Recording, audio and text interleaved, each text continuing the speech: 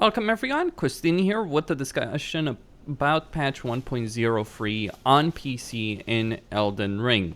And just going to be talking about PC specific issues as well as some other things that they've changed in this patch. Now when it comes to the PC issues, there's two major problems. Well, three major problems. The first one is mouse sensitivity. The mouse is just simply too sensitive when it comes to player actions. The other issue is performance. The performance just isn't great. And the third issue is that the keybinds, the way they've set it up, are also not great.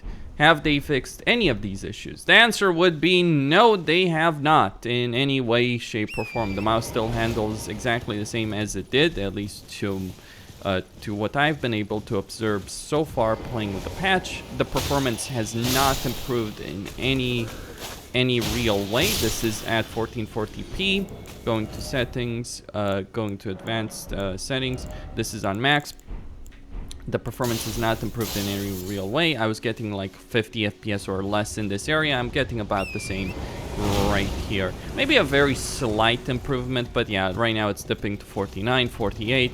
Exact same kind of performance that I was getting before the patch. Now, with regards to the mouse issues, the problem is as follows. When the game launched, the mouse was way too sensitive, regardless of whether or not you were in menus, on foot, or on horse. Now, what they've done in a patch since then, not this one, but the previous patch, what they've done is they've reduced the sensitivity specifically when you're on foot. The issue is that they have not resolved the issues when it comes to the mouse performance on horse. So if I mount up, or if I go in the menus, the mouse is way too fast even still. And this is with 1.3. And I actually logged out after doing some initial testing to make sure that I had the patch. I do have the patch installed. So the problem is the sensitivity was too high. So what did they do? Oh, we're gonna reduce it when it comes to foot. And even then they didn't significantly reduce, but they did reduce it. The problem is it's still really high when you're going into a menu like this. So this is with the mouse sensitivity of 4, right? And it's fine on foot, I can handle that, but it is not good when you are in mountain combat. It's just too fast, too sensitive. It moves way too quickly, and the menus also handle too quickly as well. Now, the problem with this, with having different kind of speeds, whether or not you're on foot or in mounted combat or in the menus, is you can't really, you have to decide what your choice is going to be like. Am I going to have a fast camera on a foot or a slower camera? Or a slower camera on foot, but one that's still too fast on in the menu. So like you try and get the balancing act. Now personally, the camera speed I have right now, or the mouse speed that I have right now, is fine for foot, but it's actually a pain to a degree to handle the menus, and more importantly is an absolute torturous experience to deal with mounted combat, which is pretty significant given the fact that there are many encounters in this game where mounted combat is pretty much a must. So dealing with that is a problem. They have not fixed the problem. Regarding the performance issues, well, what Digital Foundry found is that this game uses DirectX 12, and they implemented DirectX 12 in a really poor fashion. And so we get major performance dips, we get lower FPS than expected. There are many games that I've personally played that have DirectX 12 support, which ran, for the most part, worse than DirectX 11. And this is one of those games. Many developers, like DirectX 12, should theoretically allow you as a developer to do better in terms of performance, but many developers do a really bad job with optimization. So what we're getting here is lower than expected performance in many areas, and we're also getting caching. So one of the major issues you have significant performance dips is anytime anything new happens, the game is saving it into cache. Like for anyone who's played Call of Duty Modern Warfare, just to give an example. But then, like Call of Duty Modern Warfare, there is caching in that game. So sometimes when you're starting a mission, you will get a couple of seconds of slowdown, even on high-end computers, during the initial cinematic. But after that, the game runs just fine. Here, every time you move to a new area, every time you do a new action, every time an enemy uses a new attack, the performance goes down. And again, this has not been fixed with patch 1.0 free at all. So the performance issues, the control issues, they're the same. But what's changed? Well, plenty of balance changes, some bug fixes, and so on. So to demonstrate this, to demonstrate some of these changes, I'm going to go to an area. This is in Nokron. It's underground, in an area underground. The game is massive. The game is great in many ways, but the performance issues really do drag it out. Now, they've nerfed certain things because things were getting a bit too ridiculous. There are two changes that really do stand out to me. The first one is the Ash of War Hoarfrost Stump, which I do have here on my weapon. Let me just demonstrate what it does. You put this on a weapon, and it does significant damage in an AoE to an enemy. This is more damage. This is quite an enormous amount of damage that you can do to an enemy. And it could, for instance, these blobs, before the patch, it was one-shotting them. Now, it's not quite as OP, but even so, it's still very, very powerful. And the thing is, it's a ranged ability that you have as a weapon artist. Pretty cheap to use. It's pretty cheap to use. And it does a significant amount, of damage. It still does a significant amount of damage, but it's not to the level of, oh, I'm just gonna kill enemies, like I'm gonna one-shot enemies. Like I can kill these guys pretty quickly. I do have a pretty good kit here of weapons and gear in general. So my katanas, I'm dual-wielding katanas. I have Moonveil and Unushiganata. I'm using the Ushigatana. I'm using the Ushigatana, the cold Ushigatana as 6 plus 16 and a Moonveil plus 7. And they're capable of basically, with the moveset, of killing these enemies really quickly. But the Hoarfrost Stomp would one-shot them. And I'm much safer to use the Hoarfrost Stomp than I was to go in melee, especially with certain enemies. I've been able to cheese entire bosses that I genuinely was not prepared for. I was able to cheese entire boss fights. Oh, that's a bad idea. Using Hoarfrost Stomp. Now keep in mind, I also have bleed and frostbite on these weapons, so I can do a lot of damage by just stacking the bleed effect on enemies and killing them. Now another thing that they've done is significantly nerf certain ash, which is the Mimic Tear ashes. Now in this case it's plus 10. What the Mimic Tear does is that it creates a duplicate of yourself. It's the best ash in the game by far because, well, look at my character. My character has quite a bit of HP, quite a bit of endurance, has really good weapons, and has cold, bleed, and the Hoarfrost Stump. All of which the Mimic Tear can use to great effect. So for instance, the Mimic Tear could have basically soloed pretty much every boss in the game for you if you built your character up properly. You didn't have to engage in it. And the Mimic Tear is going to be able to survive in many ways better than you. I believe it's because it takes less damage than you do. So they've nerfed that. But it's still extremely potent. It's just more reasonable than it used to be. Like in this game, there's a lot of overpowered things, a lot of overpowered possibilities for yourself as a player. And the Mimic Tear, the Hoarfrost Stomp, like there's a guy who did a speed run in 30 minutes. But how was he able to handle the bosses? Well, he got the Hoarfrost Stomp, specifically on his character. There's an axe in an area around here in the west.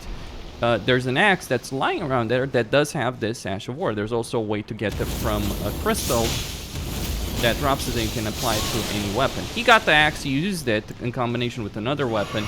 He used it to kill the final boss in the game, and to really just kill every boss that he needed to, every mandatory boss that he needed to. Now, don't get me wrong, there are still plenty of overpowered abilities, plenty of overpowered builds, but they've reduced that, so you can't just like, oh yeah, I'm gonna kill the boss in like 5-6 hits or something like that using an Ash of War with an under-leveled character, under-leveled weapons. So now you actually need to level properly. Like, it was so ridiculous that the amount of damage potential is greater than fully leveled up kitted characters. I mean, that's kind of the problem, right? That's what they're trying to fix here with Elden Ring. They're trying to reduce some of the bullshit there. Balance changes, bug fixes, new NPCs being added. So right now, for instance, the 4-press stomp, like, I could kill this guy in a couple of stomps before, but now I can't. He's a good indicator of how much damage you're doing. So this is significantly less damage than before, so I'm not just going to be able to get the free ride by using the Mimic Tear and the Stomp before. For whatever reason, in this area, the Mimic Tear does have a tendency to despawn even before it's died, so I'm actually left to deal with this fellow. And I can still deal with him easily. I'm much higher level. I have Radon set. I have a katana that's pretty high level. I mean, I am way over leveled compared to what this area. But the point is, you no longer have such an easy I win button as you used to before, and so they've reduced the power there by quite a significant margin. I think it was necessary. I mean, really, when someone can beat the game in like kind of in 30 minutes. Right, when someone can beat the game in like 30 minutes or something like that, and they are using a silly combination that's pretty much cheat in many ways. They're using a silly combination there to get that kind of victory. Then yeah, I think it is warranted that they do nerf certain things. So it's a good patch from a balance perspective, though things are still gonna stay out of whack. Part of it, like, Souls games have always been imbalanced. Like, that's the thing. There's always been cheesy combinations that you could use. There's always been people using ridiculous spell combinations to just slaughter their enemies with ease without effort. So that's been reduced, and it's a welcome change. But it is also something that's always been part of the Souls identity. What's good about Elden Ring, though, just before I finish this video, what's good about Elden Ring compared to Dark Souls 1, 2, 3, other games is that melee is, that you no longer have that just available for magic, for instance. Now you have it available for melee as well. So melee is a far bigger joy to play in this game because you don't feel frustrated getting stuck on certain bosses.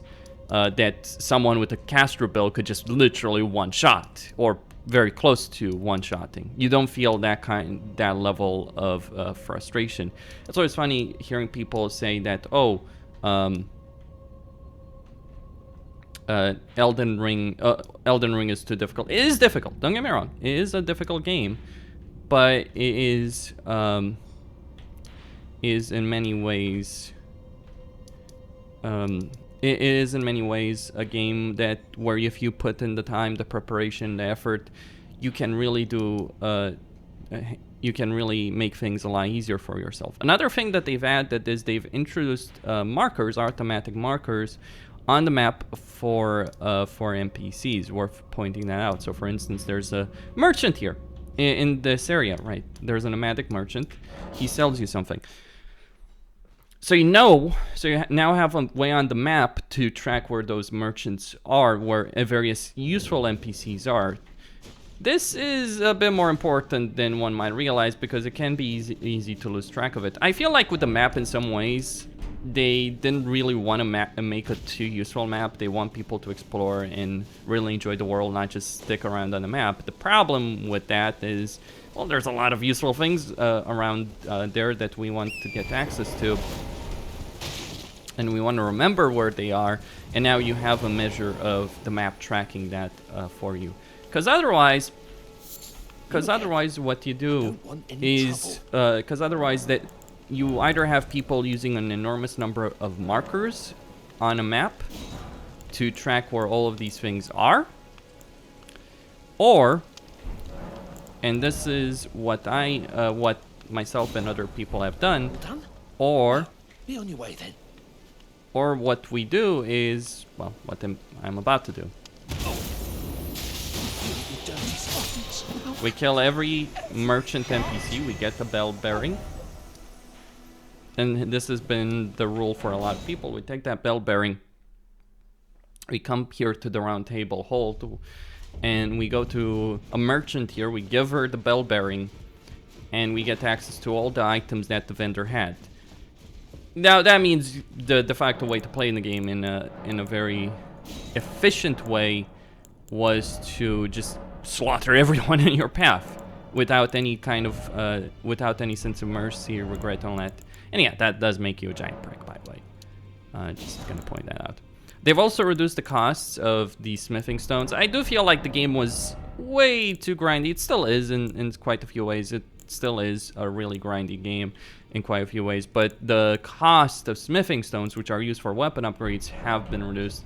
The cost of leveling, I'm actually curious about this, but obviously some other costs have remained the same and still too high, which pushes people. The problem with some of their decisions, like bosses that one-shot you or have a moveset that kills you very quickly, is that people are being pushed into these kind of cheese tactics.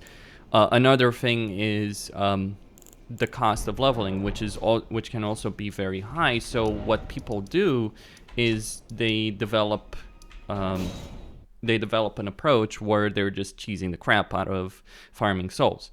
For instance, the most popular farming spot is this, the Mogwin Palace. You just come here, you equip a bow, no problem. You come here to this ledge, there's a bird by that ledge. Let's see if that actually works.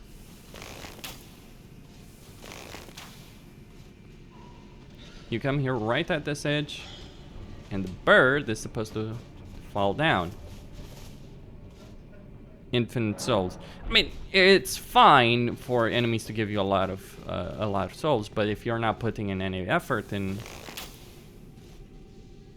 getting those souls. Oh, did they fix the bird? They have fixed the bird, ladies and gentlemen. Free souls are no longer available. I mean, there are still plenty of ways to farm souls. It's not the problem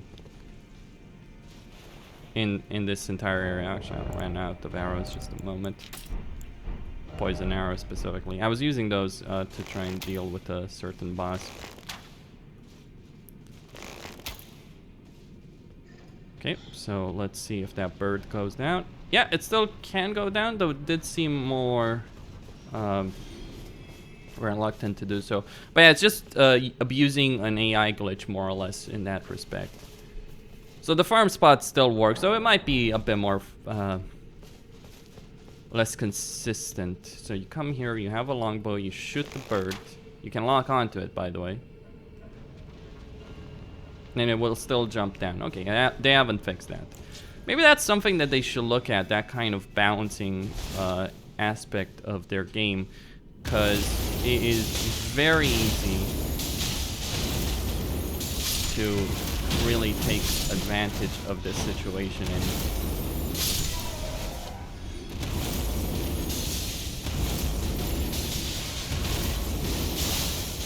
and really kill these guys.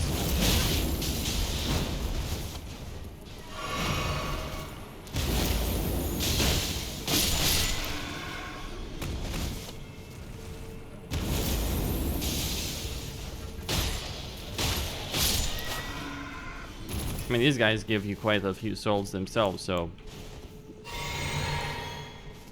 that's an advantage.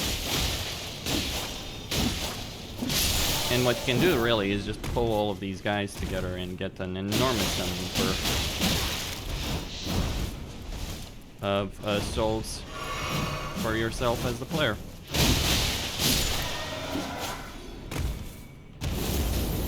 And while my Hoarfrost doesn't work anymore as effectively as it used to, it would have killed these guys by now.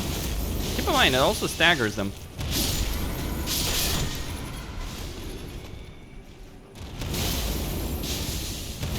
Infinite soul farm.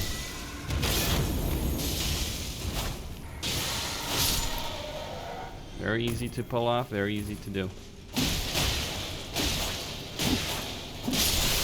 So yeah, that's patch 1.0 free. It's more of about bugs fixing than anything else. And balance changes. It doesn't fix the major issues we have on PC. And the question is, will From Software even fix those issues? That's a genuine question. Will they even resolve the problems that we've been having on PC? Will they care to fix the PC version? Because right now, even when things work well, like right now, I'm capped at 60 FPS. That's also another discussion. My computer should certainly run this game much better than just 60 FPS. Like, I can play a game like God of War, or Modern Warfare, which are games like Modern Warfare has ray tracing, for instance. I can play other games that are significantly more demanding in many ways than this game. Or should be more demanding than this game, that run better. Like, I can get over 100 FPS in some other games that are more impressive graphically than this one. And yet in this game, at best, I'm stuck at 60 FPS because they capped the FPS to 60 as a deliberate decision. What? Are they just so afraid that they'll give PC players such an enormous advantage? Maybe it's a sync issue. Honestly, maybe the reason they capped this frame rate to 60, if I'm being nice to them, is that they're concerned about sync issues in multiplayer. Like, if someone's playing on a low FPS and someone's playing on a very high FPS, that's going to cause issues. Like, if someone, like if someone were to play on PC, get over and get, like, I don't know, 140 FPS by lowering everything to minimum, that might cause multiplayer issues.